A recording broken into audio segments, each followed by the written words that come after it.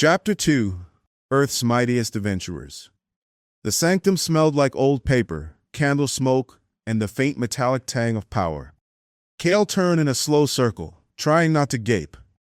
Shelves climbed 3 stories high, laden with books whose spines crawled with sigils that shifted when he stared at them too long. Glass cases held artifacts, a dagger made of obsidian that swallowed light, a cracked mirror that reflected a room that wasn't this one, a crystal orb that rotated slowly in midair, its surface showing stars he did not recognize.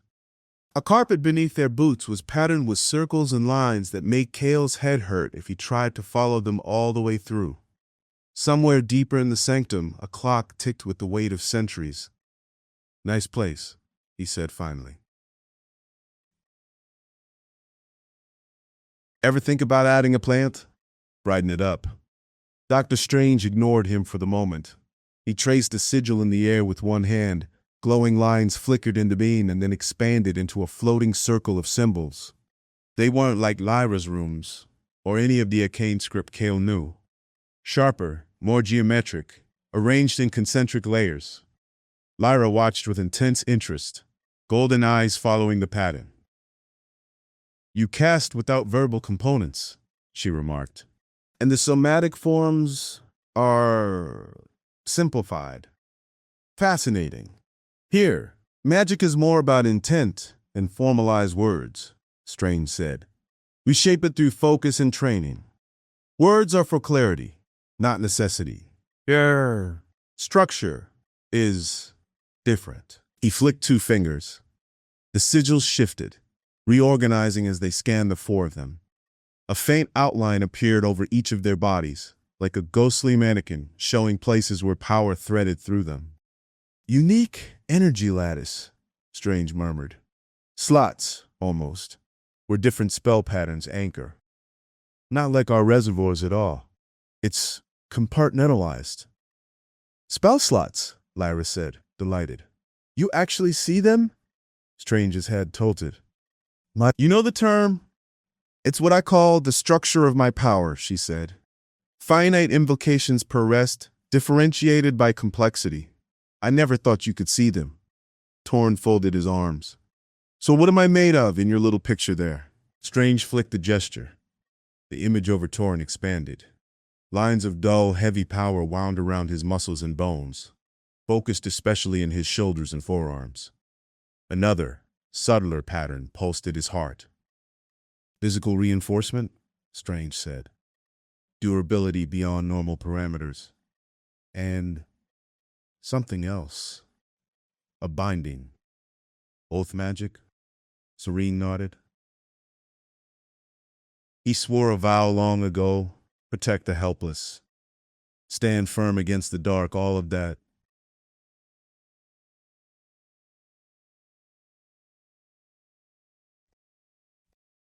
"His stubbornness has metaphysical consequences." Toren grunted, clearly pleased. Strange turned to Seren, the outline over her globe brightest of all, radiating gentle, steady light. Floods of power flowed from an unseen point above, down through her symbol, and into her core. "Conduit," Strange said. "You don't generate your own magic. You channel it."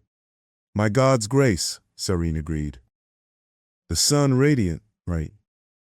Strange's mouth twitched. "We have complicated history with gods here. I'd be very interested to know if your deity can hear you across universes." Seren's jaw clenched, just a little. She had been carefully not thinking about that. "I have prayed since we arrived," she said. There is silence. "That doesn't mean I am abandoned. Distance can be overcome. Maybe your signal is roaming," Kael said. She elbowed him lightly, but smiled. Strange stepped back.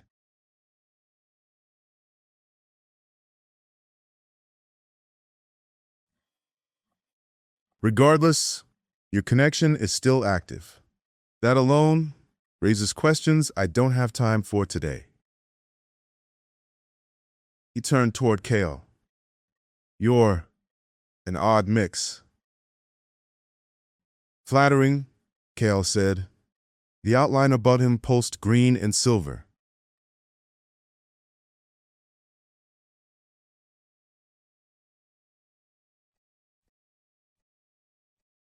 Lines of power threaded along his arms, legs, and eyes, then branched into the space around him, sketching faint arcs that looked like possible paths he might take.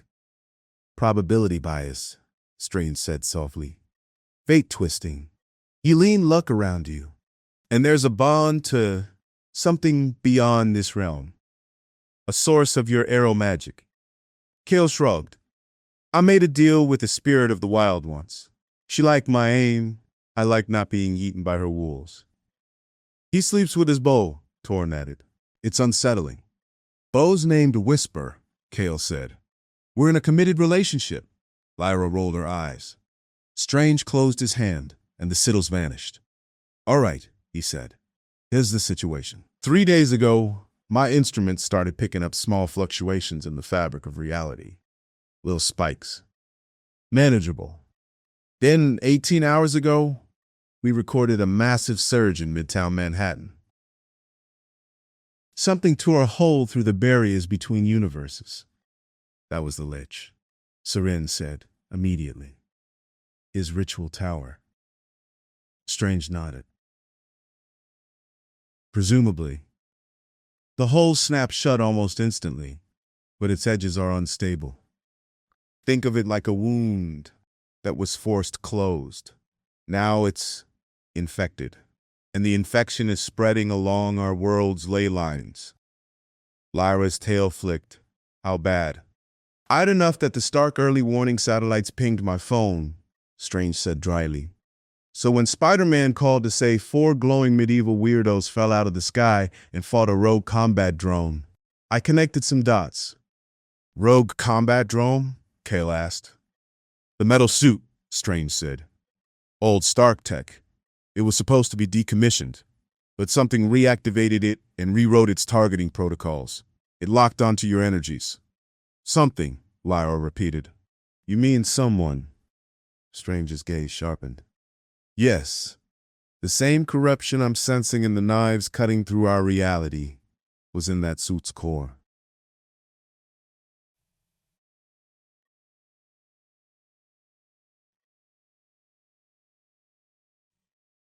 If your Lich survives in some form, there's a good chance he's using my world as a staging ground. Toren snorted. Figures. Kill a Lich once, he comes back through dimension walls. They never stay politely dead. We didn't exactly get to finish him off, Kael said. The tower went boom before we could smash his phylactery. Strange folded his arms. Phylactery? A vessel, Seren said. Something he binds his soul to. Unless it's destroyed, he returns. Strange sighed. Of course. Why would anything be easy? He paced for a moment, cloak rippling like it was sharing his irritation. Here's the challenge, he said. Whatever fragment of him made it through is burrowing into our mystical infrastructure. I can feel 3 distinct pressure points where the barriers are thinnest. If those tear open, we could have demons, undead, and whatever else lives in your nice little tower dimension falling into Times Square. My experience says that's bad for tourism. So we find those points and seal them, Kael said. We're good at closing doors and opening them when needed. You're also the only ones with the exact energy signature that's gluing these ruptures together, Strange said. Which means, unfortunately, you're part of the problem. But you might also be the key to the solution. Story of our lives, Toren muttered. Strange snapped his fingers. A glowing map of the city unfolded in midair, a 3-dimensional illusion showing streets, rivers, and buildings in miniature. 3 pulsing red points appeared. First rupture, below ground, near your arrival point. The subway lines amplify it. Second, in the financial district, for reasons I don't yet understand. Third, upstate, near the old Avengers compound. And some delicate tech I don't like seeing reality poke at. He flicked his hand again. The sanctum's tall windows rattled slightly as wind shifted outside. I can't be at all three alone, he said. Earth has other defenders, but they're busy. Cosmic threats, global crises, you know how it goes. The last thing we need is magical contamination creating more work. Kael raised an eyebrow. Does your world always sound like it's 3 minutes from disaster? Yes, Strange and Lyra said together, then glanced at each other. Strange's mouth quirked. You'll fit right in. From a side door, footsteps approached. A man in yellow robes, carrying a tray with a teapot and 4 cups, walked in with the air of someone witnessing yet another perfectly normal absurdity. Wong, Strange said, we have guests. So I see, Wong replied. He set the tray down on a low table.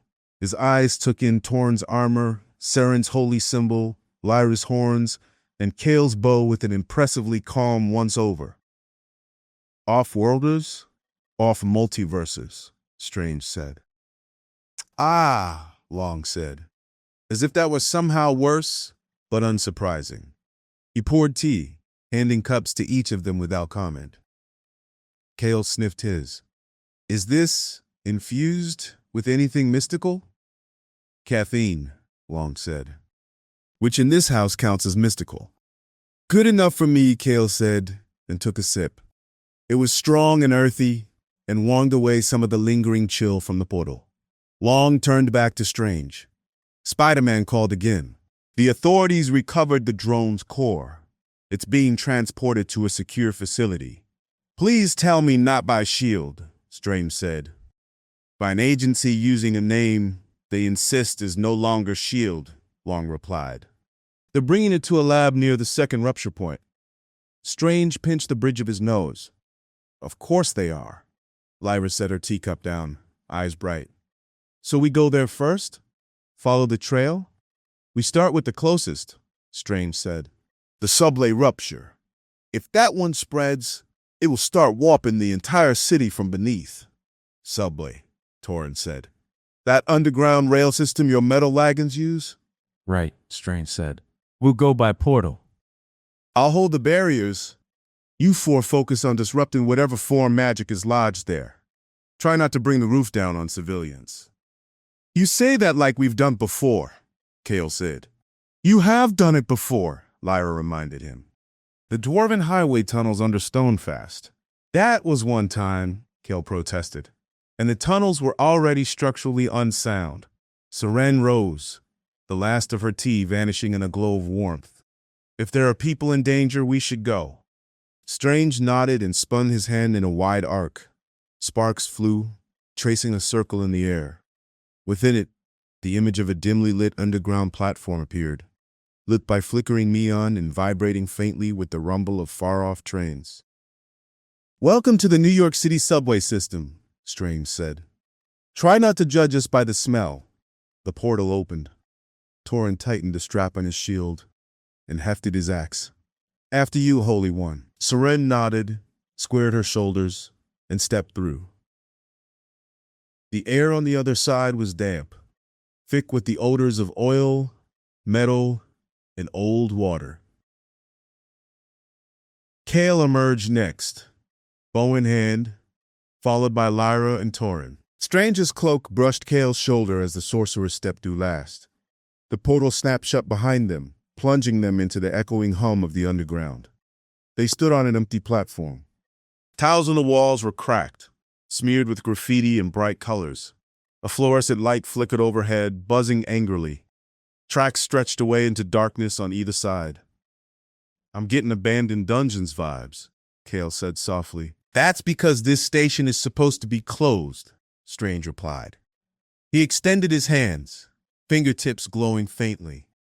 Rupture is down there. He pointed into the tunnel.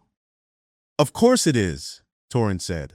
Why is the danger always in the dark, cramped place where dwarves are supposed to feel comfortable but somehow do not? Because you're easier to drag into danger, Kael said. A breeze flowed down the tunnel, but it was wrong. Too cold, and it smelled faintly of grave dirt and incense. Serene's hand tightened instinctively around her symbol. "There," she whispered. Ahead, in the darkness between two weak pools of emergency lighting, something pulsed. A patch of air that seemed thinner, cracked. Kael blinked, and for a heartbeat he saw through it. Another tunnel, but older, carved rough from stone, lit by guttering torches. Shadows moved in that other passageway, and he heard, faintly, the clatter of bones. A skeletal hand pushed against the inside of the crack. Toren said. "That's new." The hand scraped, pressing against an invisible barrier. More followed. Arms, skulls, a half-seen shape with too many eyes. The crack widened a fraction. Air screamed through it, in and out, like the universe inhaling and exhaling. Strange stepped forward. His hands moved in practice patterns, forming a lattice of orange-gold energy. "I can hold it," he murmured, "for a while, but the contamination is intertwined with your resonance. I push, it pulls on you. I can feel it." Seren moved up beside him, holy symbol raised. "Then let us push back with you." Kael felt it too now, a sinister tug at the center of his chest, like someone had tied a thread there and was pulling it toward the crack. Lyra's tail lashed. Small arcs of wild magic snapped off her feet. Lyra's tail lashed off her fingers. "Feels like being hooked by a summoned imp," she said through her teeth. "Except the imp is a universe." Strange shot her a strained look. "So we made the best." Lyra locked into the room, which was the sky. "Powerful metaphor. On 3, I want you all to focus on the moment just before you were pulled here. The tower, the Lich, the ritual circle. Picture vividly. Your magic is key to that event." Kael swallowed and nodded. Seren closed her eyes, her lips moving in silent prayer. Toren grunted, jaw tightening. Lyra inhaled deeply, eyes faring gold. 1, Strange said. The crack pulsed, bones scraped. 2, 3. The world righted out around them. Kael saw the tower again. Blue fire, bone walls, the Lich raising its staff. He felt the weight of his bow, the strain in his shoulders as he loosed the arrow. He smelled the dust and decay and the sharp, wrong scent of the ritual. He shoved that memory outward, into the crack in reality, like ramming a shield into an enemy's chest. Power surged. Seren focused on the warmth of her god's light filling the tower, turning necromantic green to gold. Toren remembered the feel of stone beneath his boots, the thud of his shield taking the brunt of the blast. Lyra recalled every line of the sigils under the ritual's fire, the exact point where they had gone out of control. The crack screamed. To Kael's inner eye, it was like a spider web being pulled in 2 directions at once. Strange's earth magic pushing from one side, structured and geometric, their tower magic pulling from the other, threaded with gods and pacts and old words. Something snapped. The skeletal hand shattered, bone fragments spinning into dust. The shapes behind the crack blurred, then receded. The wound pulled tight, shrinking. For a moment, Kael saw something else on the other side, a flicker of cold blue eyes and a skeletal face, lightning playing around a staff topped with an obsidian gem. Then it was gone. The crack sealed, leaving only a faint shimmer in the air. The tugging in Kael's chest vanished. He staggered, catching himself on the tile wall.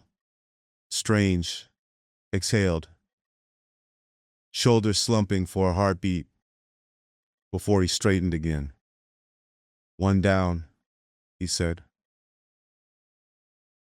2 to go.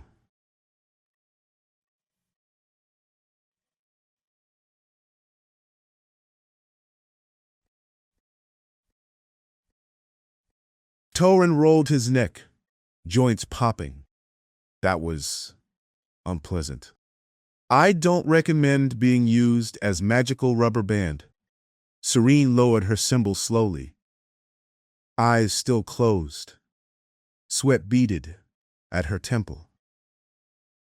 I felt him. The Lich. Only briefly. And frightened. Lyra's head snapped toward her. Frightened? That crack was his tether, Seren said softly. We just cut one of his cords. Whatever plan he has, we made it harder. Good, Toren said with grim satisfaction. May all his plans be harder and his phylactery be brittle. Strange turned away from the sealed rupture, focusing on a new set of sigils. He made a small sound of surprise. What? Kael asked, immediately wary. The feedback from that closure rippled along the network, Strange said. One of the other rupture points just migrated. Lyra frowned. Ruptures move? They don't, Strange said. That's the problem. They're fixed tiers in space. But this one jumped. Like something picked it up and dragged it. Dragged it where? Seren asked. He gestured, and the small projection of the city popped into existence again. One of the red points had shifted from the financial district to a spot slightly uptown. It hovered over a skyscraper with an enormous stylized A near the rooftop. Kael sighed. Let me guess.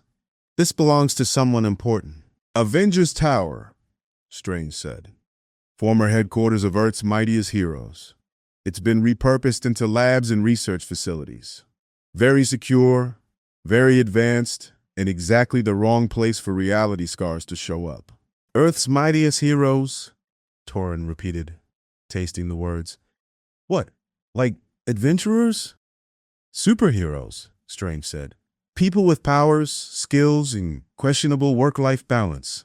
Think of them as your world's adventuring parties, but with better branding. Kael perked up. You have branded adventurers? Do they have tabards, songs, action figures? Yes, Strange said flatly. To all of that. Lyra rubbed her hands together. This I must see. Unfortunately, if the rupture is there, it means whoever's studying the Droncor is standing right next to a multi-serval infection, Strange said.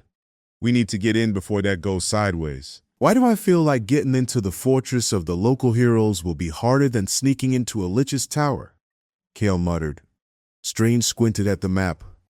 Normally, Barry. Right now, we might have help. As if on cue, a chime sounded from somewhere in the sanctum, reverberating even down here in the subway. Strange tapped the side of his ear. Strange here. A slightly tinny, cheerful voice floated out of nowhere. Hey, Dr. Magic.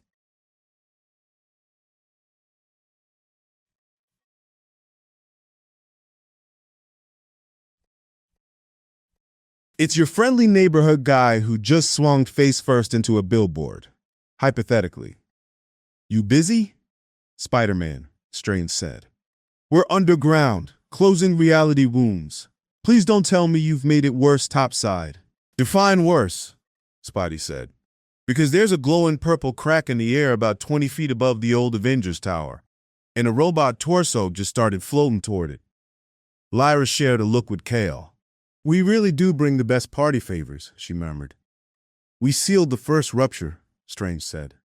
That feedback might have pushed the corruption toward the Droncor. Can you send me a visual? Oh yeah, sure, no problem, Spider-Man said. Let me just dodge 36 flying security drones and a corporate lawyer having a panic attack. Hold on. There was a burst of wind noise, some distant shouting, and then a faint change in pressure. Strange flicked his hand. A small disk of glowing energy appeared, showing a view from somewhere high above the city. The tower loomed, glass sides reflecting the clouds. Near its crown, a crack in space hung like a jagged wound, exuding purple and blue light. The remains of the metal suit they'd fought, now just a torso and one arm, hovered in front of it, wrapped in faint skeletal hands of green energy. On the tower's rooftop, small shapes moved. Security troops, maybe, or scientists. And in the center of the rooftop, a figure stood in a long colt, face turned up to the crack. At first, Kael thought it was the Lich. Then he saw the differences. This body was flesh, not bone, though too thin, with pale, sallow skin. Long white hair whipped around a gaunt face, but the eyes, Those were the same. Cold, blue, burning with cruel intellect. Around his neck hung a dark crystal, shot through with veins of sickly green. The Lich's voice came through the connection, faint but clear, like an echo across a long hallway. "Torn your world open once, mortal," it said. "You mended it. Admirable. But now I know its seams. I will stitch my world to yours and make a tapestry of dominion." Seren's stomach turned. He found a new host. "A new body," Lyra said softly. "He must have possessed someone near the ritual's impact, bent them into a vessel." Strange's jaw clenched, and he's standing on one of the most advanced technology hubs on the planet.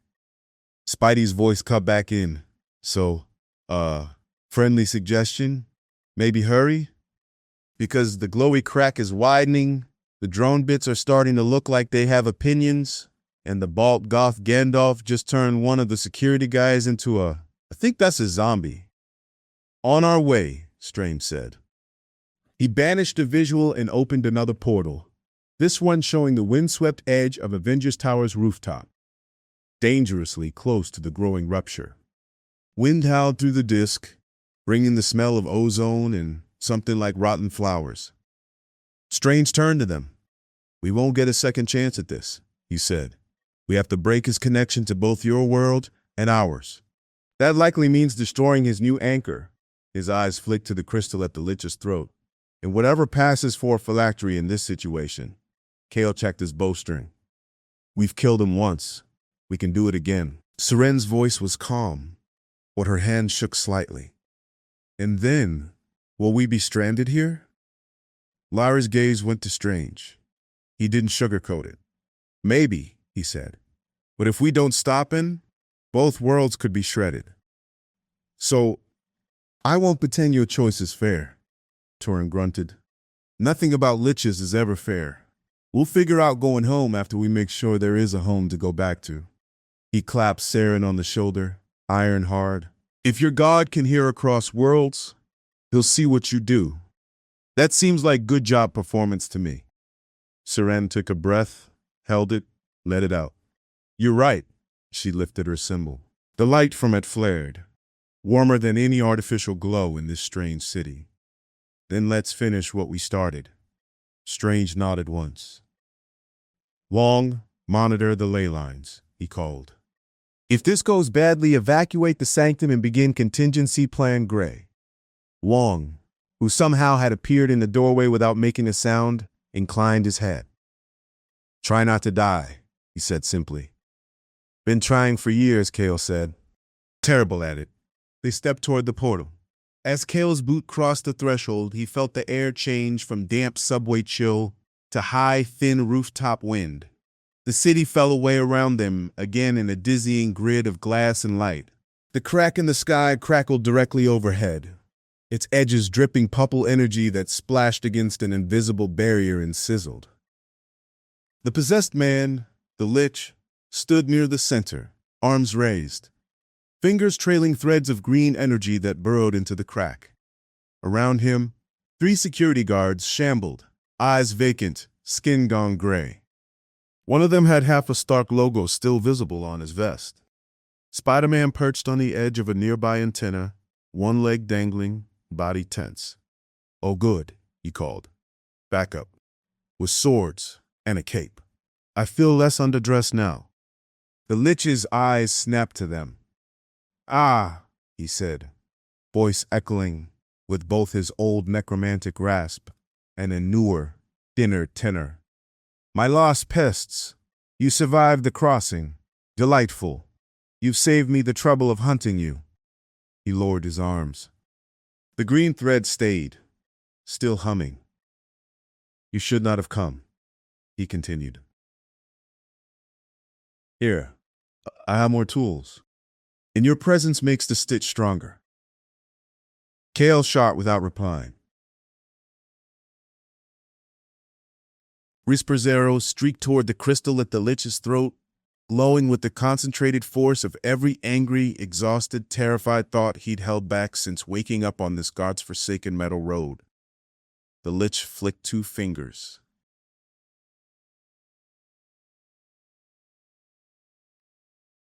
A green sigil flashed into existence. The arrow hit it and disintegrated into ash. "That trick again," he said, almost bored. "You'll have to do better." He raised one hand. The half-fused drone torso lurched, green energy puppeting it. Its remaining arm lifted, cannons whirring to life. The zombie guard stumbled forward, arms outstretched. Strange stepped past the party, circles of orange energy forming around his hands. "You picked the wrong universe to experiment in," he said. Wind whipped his cloak as he thrust both circles forward. 2 bolts of pure focused force slammed into the drone, knocking it back and briefly disrupting the green tendrils holding it. The rupture sparked angrily overhead. "Spider-Man," Strange barked. "Contain the civilians. Keep them away from the edge and the crack. On it!" Spidey launched himself into motion, wedging the nearest zombie to the floor in a splatter of white before it could reach a quivering scientist. "Sorry, sir. We'll de-zombify you later." Toren charged the others with a roar. "Shield up, axe ready." "Come on, you shambling disgrace," he shouted, slamming into the first zombie. It hit his shield with a wet crunch. Toren swung his axe in a tight arc, the zombie's head separated from its shoulders, rolling away like a dropped cabbage. The second one staggered into him, clawing at his armor. He barreled forward, driving it back, then planted his boot and shoved it off the rooftop. Kael sprinted sideways, giving himself an angle. As he moved, he whispered under his breath, calling on the spirit of wind that he'd once helped free from a forgotten temple. "Give me your speed," he murmured, "just for a little." The air around him seemed to thin. He moved faster, felt lighter. In the blink of an eye, he was at the tower's edge, drawing another arrow. This time he focused on the Lich's hand, not the crystal. He loosed. The arrow struck, exploding in a burst of radiant energy. The Lich snarled, clutching his hand as green flames licked his fingers. Lyra had been waiting for that. She spread her arms wide, drawing on every reserve, every scrap of power she'd hoarded today. "This ends where it began," she shouted. Unweave his stolen threads. Scarlet energy spiraled around her, faster and faster, forming a twisting helix. She thrust it toward the green strands stretching from the Lich to the crack. The red magic tangled with the green, hissing and spitting as the 2 foreign systems tried to overwrite each other. For a moment, reality itself wobbled. Kael saw, for a heartbeat, the tower balcony overlaid on this rooftop, the Lich's bone body superimposed on his borrowed flesh. One world flickered over the other, like 2 poorly aligned paintings. Seren felt the pressure of 2 suns, her god's distant warmth and this world's harsh, glaring star. She grabbed both, metaphorically speaking, and dragged. "Radiant One," she cried, voice ringing across 2 realities at once. "By your light, sever this unholy bond." Light poured from her symbol, not gentle now, but fierce like a blade. It cut through the shimmering tangle of red and green, driving between them. The Lich screamed. The crystal at his throat pulsed. A crack appeared across its surface. "No!" he howled. "I have come too far." The rupture overhead roared. The drone torso lurched, its arms spinning wildly as green energy flared. Bolts of chaotic force shot out in every direction. One hit the rooftop near Spider-Man. The tiles exploded, sending him skidding toward the edge. "Whoa, whoa, whoa," he yelped, firing web lines desperately.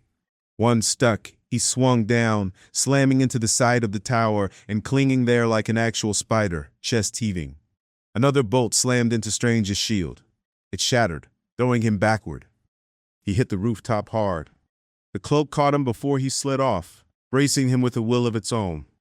A third bolt streaked directly towards Seren. Toren moved without thinking.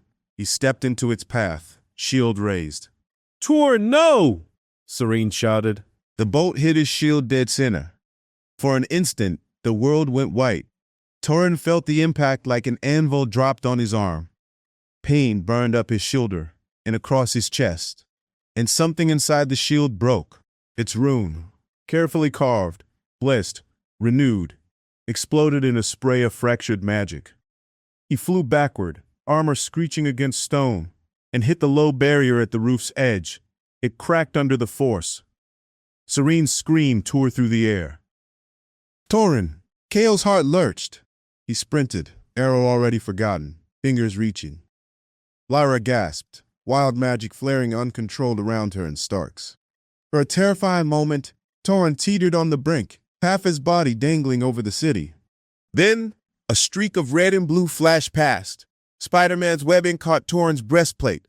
The dwarf jerked to a halt, groaning, as Spidey swung him back towards solid roof. "Got you, Gimli," Spidey shouted. "I don't know what that means," Toren wheezed, "but thank you." Serene was there in a heartbeat, dropping to her knees at his side. "You stubborn rock," she whispered, hands already glowing. "Don't you dare." She pressed her palms to his chest. Light flowed into him, chasing the dark scorch marks spreading from the point of impact. Toren coughed, then sucked in a breath. "I'm not leaving you lot alone," he muttered hoarsely. "You'd misfile all your paperwork." Seren laughed, half sob, half relief, and leaned her forehead briefly against his. "Idiot. Romantic later," Kael snapped. Eyes still on the Lich. Evil soul leech now. The crystal around the Lich's neck flickered, cracks multiplying. The borrowed body trembled, smoke rising from its eyes and mouth. "This world will be mine," he spat, voice warping. "Or I will tear it apart." He threw both arms wide. The crack overhead expanded like a blooming, rotten flower. Purple and blue tendrils lashed out, striking the tower, the air, the very clouds. Through the widening gap, Kael saw a nightmare overlap, their world sky, streaked with the silhouette of the bone tower, a field of floating skulls, a storm of ghosts. Strange pushed himself up, teeth gritted, and raised his hands again. "I can't hold that alone," he shouted. "Who said you're alone?" Spider-Man yelled, launching himself up and firing web after web at anything that looked like it might fall. Lyra's eyes burned. "Kael? Seren?" She didn't have to explain. Serene rose, one hand still on Toren's shoulder, maintaining a trickle of healing. With the other, she lifted her holy symbol toward the tear. "Radiant One," she cried again, voice raw. "If you can hear me, if your light crosses worlds, then shine now." For a heartbeat, nothing happened. Then something deep, deep in her chest answered. It was faint, distant, as if she were hearing the echo of a hymn sung in a cathedral half a universe away.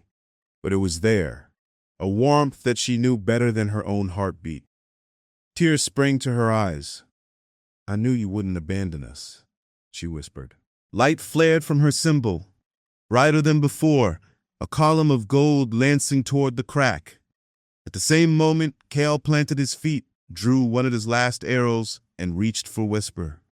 For the wolf spirit, for the wind, for every small kindness and stupid joke and hard choice that had bound this party together.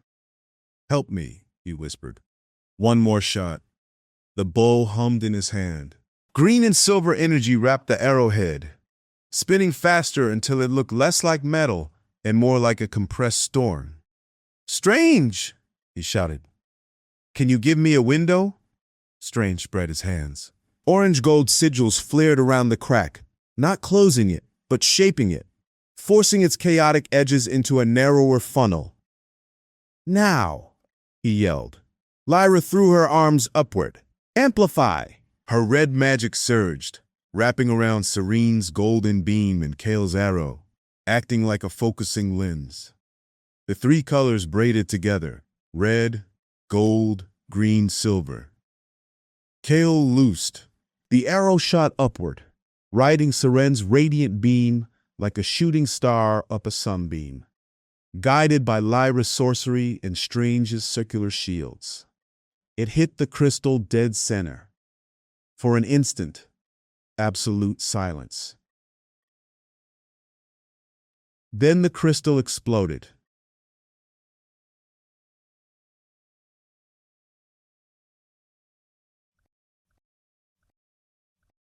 Green shards flew in every direction, dissolving into ash before they hit the rooftop. The Lich's scream cut across both worlds, a sound of rage, fear, and something like shock. "No!" he howled. "No!" His borrowed body convulsed. Blue flame erupted from his chest, burning away flesh and bone alike. For a heartbeat, the skeletal form of the Lich hung there, superimposed on the crumbling human frame, eyes wide with disbelief. Then he shattered like glass. The crack in the sky spasmed. Without the anchor, its wild energy flared once more, then imploded. The world seemed to jerk. For a terrifying second, Kael felt himself stretching in all directions. Threads of his being tugged toward 1,000 different stars. Then, with a thunderclap that shook the tower, the rupture snapped shut. They were thrown backward by the shockwave. Kael hit the rooftop, rolled, and came up gasping. Lyra sprawled beside him, hair singed, horns smoking slightly. Seren and Toren went down in a tangle of armor and tabard. Strange skidded, cloak wrapping around him protectively. Spider-Man smacked into the side of the antenna, bounced off, and landed in an undignified heap. For a long moment, no one moved. The sky above them was just sky. Blue, streaked with ordinary white clouds. No cracks, no bone towers, no floating skulls. Kael lay there, chest heaving, staring up. "Well," he said hoarsely. "On a scale of 1 to we broke reality, that felt like at least a 9. Lyra groaned. "I am never saying yes to a job that mentions rituals and tower in the same sentence again." Seren slowly sat up, checking Toren with quick, practiced hands. "How are you?" He flexed his fingers. The shield on his arm was nearly split in half, its rune scar burned away. His armor smoked faintly. He began, then stopped and reconsidered. "Not dead, which I'm counting as fine today." Spider-Man dragged himself upright, wobbling slightly. "Well, that was something. I've seen portals, I've seen aliens, I've seen a guy made out of bees, but that was a new level of weird." Strange pushed himself to his feet more gracefully than Kael felt was strictly necessary. He closed his eyes briefly. When he opened them, the hard lines of tension around them had softened a little. "The ley lines are stabilizing," he said. "The other rupture just dissipated. Whatever infection was left is withdrawing. For now, at least." He looked at the 4 of them. "You did it," he said simply. Kael blinked. "We did it? As in, problem solved, everyone lives, did it?" Strange's mouth twitched. "Let's not tempt fate. But, yes. You eliminated the primary threat. This world is safe from your Lich's immediate plans." Lyra let herself flop back onto the rooftop, staring at the sky. "At least he won't be turning this city into a bone fortress," she said. "I saw it, in the overlap. His vision. Rows of these glass towers with skulls built into them. Very tacky." Seren shuddered. "He would have enslaved both worlds if he could." "But he can't," Toren said. "Because we were there. Because we stopped him." Again, Spider-Man sat on the edge of the roof, legs swinging. "So," he said, "is this the part where we do the whole good job, heroic squad, group selfie thing? Or are you guys about to vanish in a puff of magic?" Kael opened his mouth with some comment about how no, they never got the easy portal home ending. Then he felt it. A pull.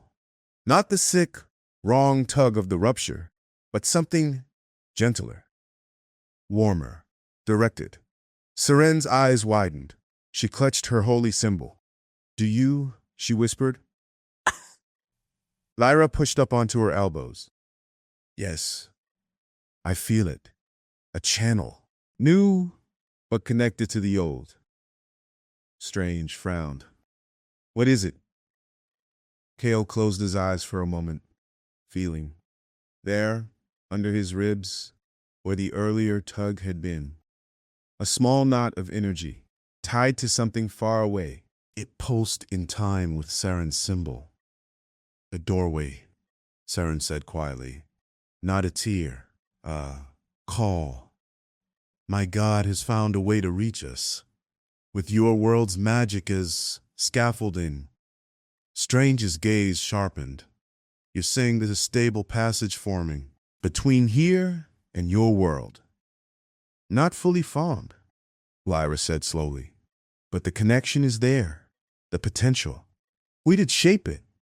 With help." Kael let out a long, shaky breath. "So, we might have a way home, after all." Toren snorted. "Of course. Only shows up after we do the impossible and almost die. Wouldn't want to make it convenient."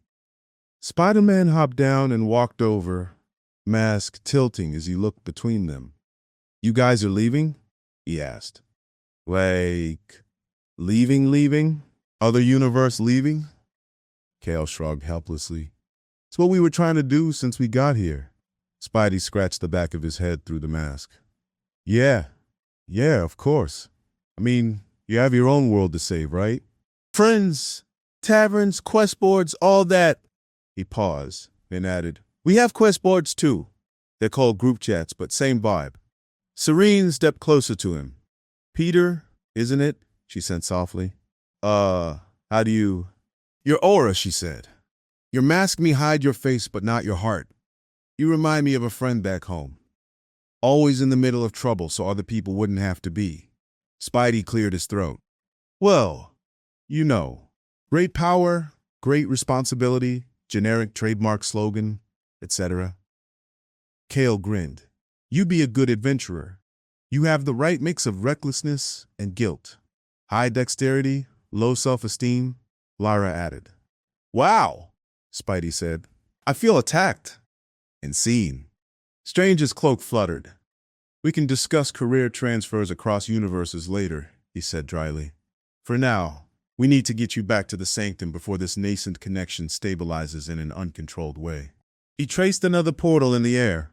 The circular view of the Sanctum appeared once more, its quiet interior a sharp contrast to the rooftop carnage. "Come on," he said. "Let's get off this roof before another reality scar decides it likes the view." They stepped through again. Kael with one last look at the city, Toren with a grunt, Lyra with reluctant fascination, and Seren with her hand lightly brushing the tower's parapet, as if offering a blessing. Spider-Man watched them go, then gave Strange a small salute. "Call me if you ever need someone to punch a ghost," he said. "I will absolutely not do that," Strange replied. "Cool," Spidey said. "I'll probably show up anyway." The portal closed. Back in the Sanctum, the silence after the rooftop battle felt dense, almost physical. Strange moved to a large circular window and muttered a spell. The glass darkened, then cleared, showing a view of the sky. No cracks, no purple lightning. Wong approached with the cloth and began quietly wiping scorch marks off the tile floor, as if removing multi-serval battle residue was just another Tuesday chore. Seren stood in the center of the main chamber, eyes closed, holy symbol cradled in both hands.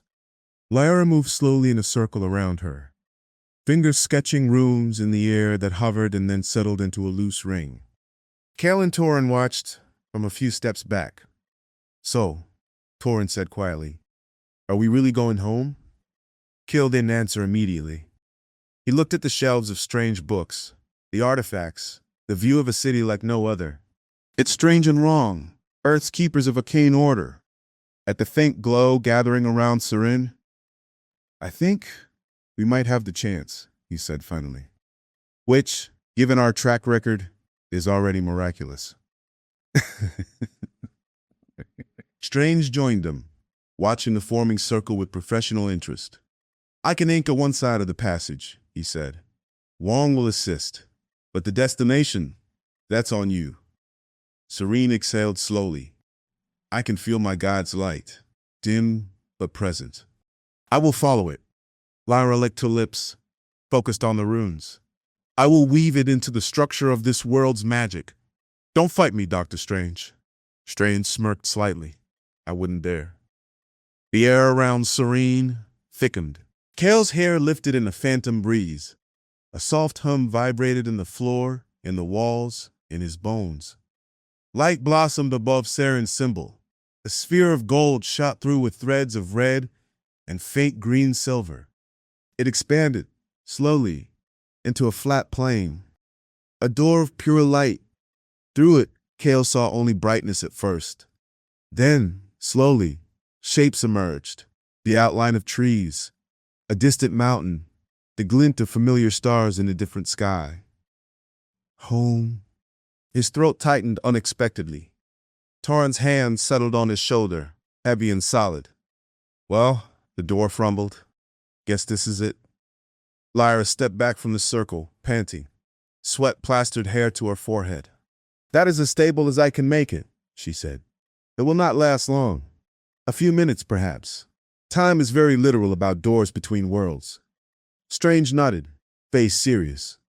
Our balance is delicate. But you've saved my world. I owe you more than a simple goodbye. He reached into a pocket of his cloak and pulled out a small, worn leather book, no bigger than Kael's hand. Its cover was lank, but it hummed with restrained potential. This, Strange said, is a focus. Empty, for now. But it's attuned to the bridge we just opened. If the fabric between our worlds remains compatible, you may be able to use it someday to call for help, or to answer if we call you. Kael blinked. Are you giving us a magical sending stone between universes? Think of it more as a shared quest log, Strange said. If things go horribly wrong in either of our realities, it may light up. Just try not to abuse it. Lyra accepted the book reverently, feeling the layered spells in its binding. We will guard it, she said, and maybe compare spell notes eventually. Long stepped forward and handed Toren a small, heavy object wrapped in cloth. The dwarf unwrapped it and stared. It was a medallion carved from some dark, dense metal, etched with a swirling symbol similar to those Strange used. It hummed faintly in his hand. Should your travels ever return you to places where the boundaries thin, Long said, this will help you stand firm. It will stabilize reality around you. You seem to attract instability. Toren chuckled. You noticed. Seren approached Strange, light from the still open door to their world bathing her face. Thank you, she said simply, for trusting us, for fighting with us, for helping us go home. Strange inclined his head. Thank you, he replied, for not letting your problem become my apocalypse. Kael stepped up beside her. If we ever see someone in a red cloak who looks constantly annoyed and pushed beyond his limits in our world, he said, we'll assume you found a way to visit and buy you a drink. I'll hold you to that, Strange said. They stood there for a heartbeat longer. 4 out-of-place adventurers facing 2 guardians of a world not their own. It felt strangely right, as if they were all part of the same sprawling story, written across countless realities. Then the light flickered. Lyra swore softly. Time's up. Toren hefted his axe one last time, glancing around. Good luck with your superheroes, he said. Try not to let any more liches borrow them. Long's mouth twitched. We'll do our best. Seren stepped through the door first. The light swallowed her. Toren followed, pausing only to give the sanctum one last appraising look. Your library could use more hammers, he said. Then he vanished. Lyra lingered a heartbeat longer, clutching the little book. Doctor, she said, if you ever want to compare theories on chaos matrices, I would. The portal flickered again. She hissed a curse and jumped through. Kael was last. He looked back at Strange and Long, at the shelves, at the window showing a city he'd barely begun to understand. Hey, he said. Strange raised an eyebrow. Yes? Tell Spider-Man. Thanks, Kael said, for kitchen my dwarf. And if he ever does visit our world, we have an opening for a rogue. Strange's lips curved. I'll let him know. Kael took a breath, feeling the tug of home stronger now, like a tide. Try not to break your world, he said. We're kind of fond of it now. We'll do what we always do, Strange replied. Improvise. Kael smiled, turned, and stepped into the light. For an instant, he was nowhere and everywhere. He felt the weight of two skies, the pull of two suns. Then the warmth resolved, narrowed, and settled into something he knew in his bones. The light faded, grass rustled under his boots. The air smelled of pine and wet earth, and the particular tang of the river near their home city. Crickets chirped. A soft breeze moved through leaves overhead. He opened his eyes. They stood at the edge of a forest clearing. The bone tower was gone. In its place, a circle of scorched earth and blackened stones marked where it had stood. Above, familiar constellations glittered in a sky without cracks. Seren fell to her knees, laughing and crying at once. I can feel it, she whispered. Clearly, strongly. I'm home. Toren inhaled deeply, then sneezed. Smells like normal dirt again, he said. Never thought I'd miss that. Lyra turned in a slow circle, eyes shining, tails of her cloak fluttering. The weave is back, she murmured, but different. Or perhaps that's just me, changed by the crossing. Kael tilted his head, listening. Somewhere in the distance, a dog barked. A distant bell rang from the town. The night hummed with familiar life. He almost didn't notice the faint extra hum under it. He glanced down. Lyra still held Strange's little book. Its cover glowed faintly for a moment, then went dark. Still linked, Kael said softly. Toren grunted. So we finished one quest and picked up another. Seems about right. Seren wiped her eyes and got to her feet. Our world is safe, she said. For now. But we've seen what lies beyond. We know there are other worlds, other guardians, other threats. Lyra's golden eyes met Kael's. We're just a little Dungeons and Dragons party, she said. But for one brief moment, we fought alongside Earth's mightiest heroes, and we won. Kael slung a whisper across his back. Guess we're multiversal adventurers now, he said. I'm not sure the tavern board has a category for that. Toren snorted. We'll make one. They stood there together, four silhouettes against the starlit edge of the clearing. Twin memories of web slingers and sorcerers and glass towers still fresh in their minds. Above them, in a sky that now held only their own stars, a shooting star streaked briefly across the darkness. Kael watched it go, feeling the quiet weight of the little book in Lyra's hands. Somewhere, in another universe, a man in a red cloak and a kid in a spider suit watched their own skies and knew that, should they ever call, someone on the other side might answer. Come on, Kael said at last, voice warm. Let's go home proper. I owe that tavern keeper 3 gold and an explanation. And I owe a certain god a very long prayer, Seren said. I owe myself a new shield, Toren grumbled. Lyra smiled, tucking the book into her satchel. And I owe the multiverse a proper study. They walked toward the distant lights of their city, into a world they'd saved twice, without meaning to, carrying in their hearts the knowledge that beyond dragons and dungeons, beyond liches and lich towers, there was an entire universe of heroes who had their backs.